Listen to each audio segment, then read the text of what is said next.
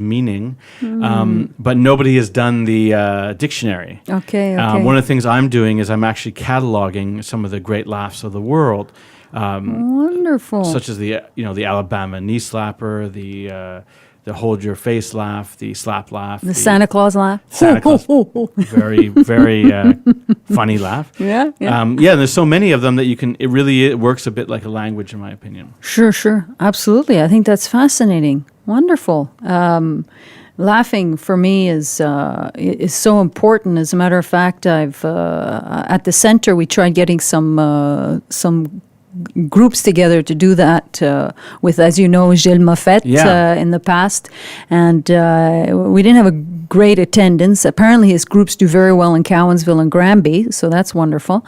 What is it that? Because sometimes during the course, I would laugh so much that there was like a sadness that comes up, and I'm like, moved to tears. What is that? How would you describe that? A question I would ask you is: do you actually truly feel sad? And when that happens, but it's a very common occurrence when people laugh really hard for them to cry. Yeah. And there's some debate about this, whether they're actually crying or they've actually just stimulated. The story is that in the brain, the part of your brain that triggers crying is very close to the part that triggers laughing. And then when you overheat the laughing part, it stimulates the crying part. The crying.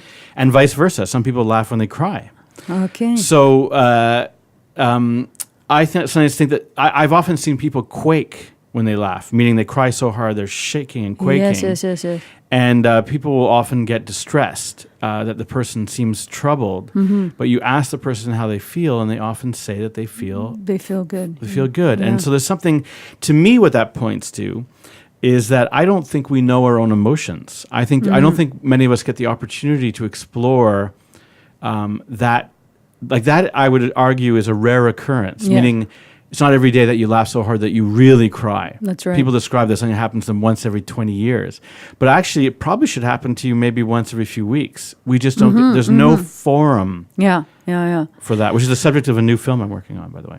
Well, interesting. Yeah. Well, just curious, when I get to that point where I'm about to cry because I've laughed so much, I'm more concerned about how I'll be perceived. So maybe the next time I'll just ignore whatever's happening around me and just go inside and feel whatever that was stirring up. And instead of going, oh my God, now I'm going to cry and I can't. Because, I was at the center, and the last time it happened, I was at the center during a laughter club course, and I was like, no, it's my center. I can't be crying in front of all these people. I have to look professional. I have to look professional. Yeah. I got it together. Yes. So I didn't let it out, and I shared that with Gilles later, and he goes, "Oh, that happens often," but he didn't go into such detail like you did. So I thought, after having experienced that a few times, I thought it was had to do with the diaphragm, because when we laugh and we cry, it stimulates the diaphragm as well, right? So I thought it had something to do with maybe the diaphragm having a lot of emotions there, so they go and they stimulate those emotions. I'm not going to actually argue with you. I think there's something to that too, which is that we know that emotions are in the body, and it may be that actually all the vigorous laughing just is releasing emotion. That's what laughing does to begin with. It's a release of emotion. Yeah. But I think that there is something. What I think is, maybe here's another way of looking at it. Here's an example of why we don't really know what laughter is and why knowing actually helps. Okay. So a common misunderstanding is that if you ask people what the opposite of laughter is, they will always tell you, most people will tell you, crying. Well, actually, that's probably wrong. The reason why that is that laughing and crying actually, in terms of behavioral activity and in terms of what you're describing, are very similar. You can laugh and cry almost at the same time. When somebody does something, when somebody you love does something incredibly funny, you'll find yourself laughing and crying at the same time. There's something weird about it. That's true. It is more likely that stress behaviors are truly the opposite of laughter. Laughter is a dilation of the small blood vessels. It happens when you laugh very hard, and stress has the opposite effect. It tightens the blood vessels, and it also tightens people's demeanors. Literally, their muscles and their faces and their bodies tighten. So that's really an interesting way of saying it. So what I'm saying is, laughing and crying are more allies in the business of cathartic emotion and trying to feel better in life. Well, well, stress is the enemy. Oh, so incredible. I'm going to go home and have a good laugh later. Easier said than done. That's right. That's right. Well, we're listening to The Alternatives on CIDI 99.1, your community radio station here in Lac Brome. And our guest today is Albert, Laughologist. So tell me something, Albert. What was the sweetest thing that you've uncovered about laughter and laughing? I think I was doing so much research on it. I kind of at one point was on a quest, and I wanted to find out what is the actual source, the very source of laughter in our world. And nobody really, I would ask people the question, they wouldn't really know the answer. Like, where does it come from? Well, it comes from people, but where does it come from? Kind of, where do they get it from? Okay. And I was able to kind of deduce, and I don't have a proof, but I was able to deduce it comes from, I got the idea from a Longfellow quote where he said, famously, "The earth laughs through flowers." Now, I'm not saying laughter comes from flowers, but flowers are the mirror of the sun. Oh. And I believe that laughter really does come, not just laughter, but human joy and animal joy comes from the sun. There's two really good examples of this. There are time-lapse photography of lakes where the sun slowly comes up, and you watch a lake before the sun comes up, dead. As the sun comes up, all the insects, all the animals, the fish, everything starts to jump. You get this tremendous sense of the rise of joy. And the other example of it is omega-3 oils. We know omega-3 oils produce good moods and happiness and laughter in a way.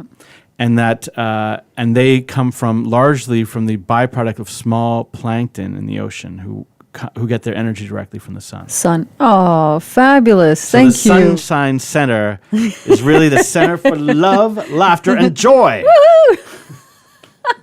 Fabulous. Tell me, what are you on to? New thing. We spoke once about your just the positive, just having a smile on your face. Remember we talked about that? When I was working on Laughologgy, I came across, this is something that's a project we're trying to develop right now.